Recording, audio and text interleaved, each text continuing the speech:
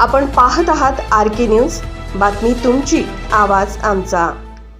गोरगरीब मराठ्यांच्या आयुष्यात नवप्रकाश आणणारा मराठ्यांचा क्रांती सूर्य मराठा योद्धा मनोज जरांगे पाटील यांनी ऐतिहासिक जिद्दीचा लढा यशस्वी करण्यासाठी विस्थापित व गरीब मराठा एकजुटीमुळे पिढ्यानपिढ्या प्रलंबित असलेला प्रश्न मार्गी लावण्यासाठी केज शहरातील मुक्ताई मंगल कार्यालयात सकल मराठा समाजाच्या वतीने संवाद बैठकीचे आयोजन करण्यात आले होते।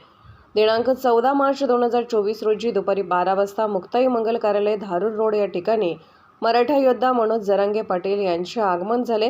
प्रथमतः जिजाऊ वंदना घेत मुस्लिम बांधवांच्या वतीने सत्कार करण्यात आला व आंदोलनात सहभागी महिलांच्या वतीने देखील सत्कार करण्यात आला। सकल मराठा समाजाला संबोधित करताना सांगितले की देशातील पहिले आंदोलन आहे की जे 7 महिन्यापासून चालू आहे आणि या आंदोलनात माझा जीव गेला तरी चालेल, पण करोडोंचा जीव वाचला पाहिजे।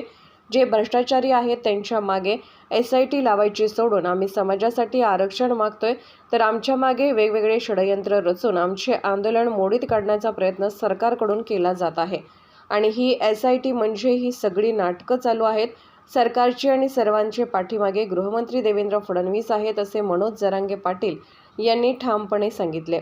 यावेळी मनोज जरांगे पाटील यांनी समाजाला एक प्रश्न विचारला की ज्या मराठ्यांनी मराठा नेत्यांना मोठं केलं, तुम्ही का मोठं केलं आणि आता तरी जागे व्हा, येणाऱ्या काळात त्यांना त्यांची जागा दाखवून द्या, कारण ते नेत्याकडून बोलतात, समाजाकडून नाही। समाजापेक्षा कोणीही